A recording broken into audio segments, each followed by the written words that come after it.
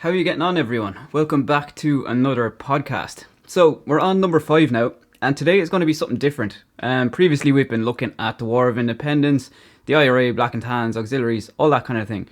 Today's going to be different, though. We're going to be talking about a bit of Irish emigration, specifically to one island in Canada called Newfoundland.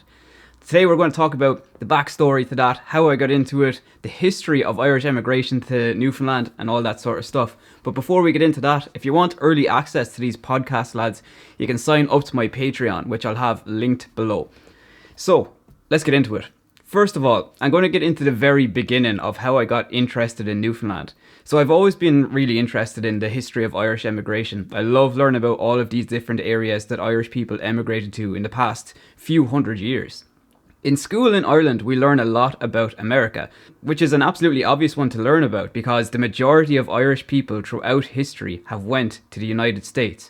But for some reason, we learn very little about other countries, and by very little, I mean basically nothing. There are people with Irish heritage in places that you'd never expect, like Argentina and Montserrat in the Caribbean. This is stuff we don't learn in school, even though it's so interesting. Another place on that list is Newfoundland. For some weird reason, the Irish emigration to Newfoundland is not even common knowledge here in Ireland, and it's potentially the most unique place on earth in terms of Irish culture.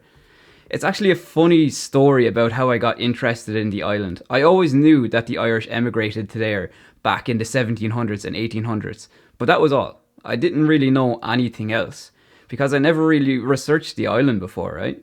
But one day, one of my Canadian friends said to me, "Have you ever heard the Newfoundland accent? It's mad, a lot of people still have Irish accents." To which I replied, "What? Like, hardly." I didn't really believe her. I was like, that's surely a thing of the past, right? So I went on to social media, as you do nowadays, and I literally typed in Newfoundland accent, and I was absolutely blown away. Some of the people sounded like they were my next door neighbour.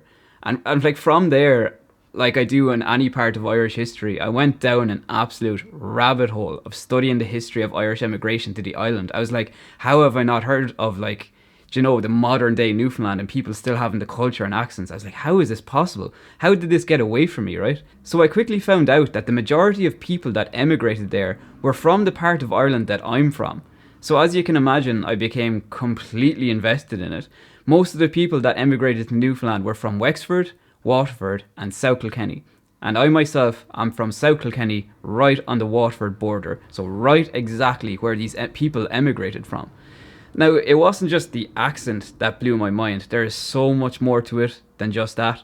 I've never come across anyone on the planet as culturally similar to Irish people as the people from Newfoundland. It's absolutely crazy. They use some Irish sayings that are literally not used or even understood anywhere else in the world. They grow up listening to Irish folk music, and even their own folk music is incredibly similar to ours. Some people speak Gaeilge, which is the original language of Ireland. Now, not a huge amount, but I've come across a few, which is crazy. And their humour is basically identical to that of an Irish person, which is pretty rare. It was so confusing for me at the start when I first met some Newfies. One of the first people I met greeted me with, "Hey boy, how you getting on?" That is the most Waterford thing ever. I think all Irish people know that in Waterford specifically, people say bye all the time. Like, they'll be like, "Hey bye," or "Well bye, how's it going?"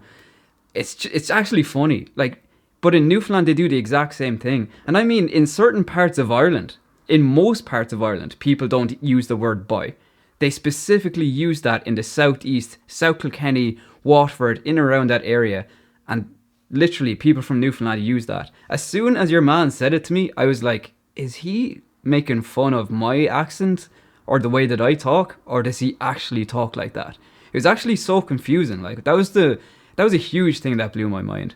So, like, I grew up in Waterford, so as you can imagine how mental that was for me. The confusing thing for me was like, I was like, how are you Canadian? Like, you're literally like a person from the southeast of Ireland. It's crazy. Like, look, there are millions and millions of people with Irish heritage all over the world, the majority of whom their ancestors would have emigrated in the 1800s. So these people's experience of the world today would be that of the country that they grew up in.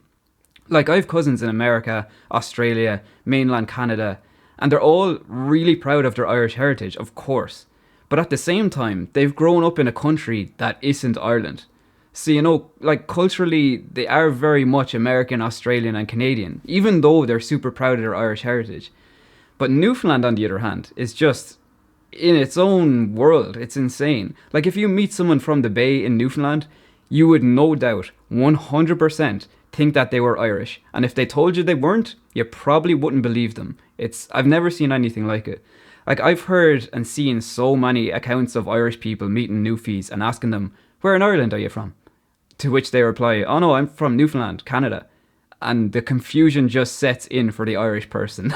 I actually made a video on this before because I thought it was so funny, and I've experienced it and heard it a lot from Irish people. Music is another funny one. I've had multiple interactions with people from Newfoundland about Irish folk music. I've had a few experiences where some people from Newfoundland actually thought that some Irish folk songs were Newfoundland songs because they grew up with them. They've been hearing these songs from their childhood, so it's actually fair enough that they presumed that they were their own songs from Newfoundland. It's mad. And the folk music from Newfoundland, as I said, is incredibly similar to Irish folk as well. Another thing that blew me away was the old unofficial Newfoundland flag. If you haven't seen this, have a Google. Just type into Google, I don't know, old unofficial Newfoundland flag or tricolour. It's basically identical to the Irish tricolour, except instead of green, white and orange, it's green, white and pink. And I have a mad theory about this, so hear me out. The Irish tricolour flag came from France, okay? So in 1848, an Irish man called Thomas Francis Meagher went to Paris to congratulate the French after the French Revolution. While he was there, a group of French women that were sympathetic to Irish nationalists, they handmade this silk flag that was green, white and orange, and they gifted it to him. So Thomas Francis Meagher came back from France and brought the flag to his home county of Waterford, and the Irish flag was flown there for the very first time. Now here's the crazy part. Thomas Francis Meagher's dad was born in Newfoundland. Now, I don't know whether that was some sort of coincidence or if it actually had some sort of impact on the Newfoundland flag being nearly identical to the Irish flag. I don't know, but it's incredibly interesting regardless. So that's my rant over, I suppose. Let's talk about some of the history of Newfoundland now and how the Irish people ended up there. So the Irish began travelling to Newfoundland as early as the 1600s, but it became far more popular in the late 1700s and early 1800s. So we're talking pre-famine here, of course. And at the beginning, they didn't necessarily emigrate to Newfoundland. They travelled there to the island for cod fishing, and they'd stay for 1 or 2 fishing seasons and then return back to Ireland. So it wasn't really emigration at all. They were just travelling for a couple of months' work and then come home. However, by the late 1700s and early 1800s, the fishing trade was thriving in Newfoundland. So Irish people began to stay and settle there. There was way more opportunity for them in Newfoundland than there was back home in Ireland. And they were actually making some money. So most of the men that went were young, unmarried, unskilled and poor. So they were willing to go overseas to work as servants for planters or merchants. The majority of these men had no experience even as fishers, but they came from agricultural backgrounds. Most of them would have came from Wexford, Waterford, Kilkenny, Tipperary and Cork. And they ended up working at St. John's and Placentia and the areas in between. Placentia especially was really popular. Like by 1729, 80% of the population of Placentia was Irish men. Irish emigration reached its peak in the first 2 decades of the 1800s, and between 30,000 to 35,000 Irish people landed on the island, and the majority of these people weren't there for seasonal fishing, they were there to stay and settle. According to Newfoundland historian John Mannion, about 90% of all Irish immigrants came from within a 40-mile radius of Waterford City. So you're talking Waterford, Wexford and South Kilkenny. It's absolutely incredible. And just to give you an example of how the Irish emigration to Newfoundland increased over the decades, in St. John's alone, in the year 1794, there was 2,000 Irish people in the city. By 1836, there was 14,000. So emigration to Newfoundland really took off in the early 1800s. By the year 1840, the island of Newfoundland's population was 50% Irish people. And today, a lot of the island's residents have Irish roots tracing back to the 1700s and the 1800s. And I don't know how, but somehow, hundreds of years later, those people could even be mistaken for an Irish person. I don't know how they've kept the Irish culture so strong in the way that they have. It's mind-blowing, to be honest. Next, I just want to mention what the story is with my trip to Newfoundland, because I've had a lot of people asking me. So for months now, I've been working on getting to Newfoundland, but not just for any old trip. Like, I'm dying to get there regardless, but if I go there, I want to make it like a once-in-a-lifetime type of trip. I want to create a documentary series on the history of the Irish influence on Newfoundland. It's taken months and months to get anywhere, but I hope it's all going to work out and be worth it. Worst case scenario, if the documentary series doesn't work out, I'm definitely still going to visit. I honestly can't wait to see this place. I just want to make it a trip of a lifetime and travel the whole Avalon Peninsula and film the whole thing and have an incredible video at the end of it to be able to show people all over the world the story of the Irish in Newfoundland. Because it's quite expensive to get there, you know. So I reckon I'm definitely going to be in Newfoundland on multiple occasions. I don't think it's going to be a one-time trip, but at the same time, it is super expensive to get there. So when I do go, I want to stay for as long as possible, and I want to shoot this documentary. I think it'd be so cool to have. I also have this kind of mad idea of maybe going to Newfoundland for work, maybe for a month or two next summer. If anyone wants an Irish guy, short term, to work, let me know. I'd work in a bar or anything. It'd be great crack, like. But yeah, we'll see what happens there. It could be fun in the summer. Maybe not in the winter, because I'm not sure would I be able for the harsh winters over there. But yeah, that's the story for now. I'm still unsure when I'm going to make it over there, but I'm certain that I will make it over there. At this stage, it's looking likely that it's going to be 2024. I would say. Hopefully not, but yeah, it's kind of looking that way for now. But until then, I'll keep making more videos on the island, and that'll never stop. I've actually had multiple viral videos on Newfoundland so far. It's mad.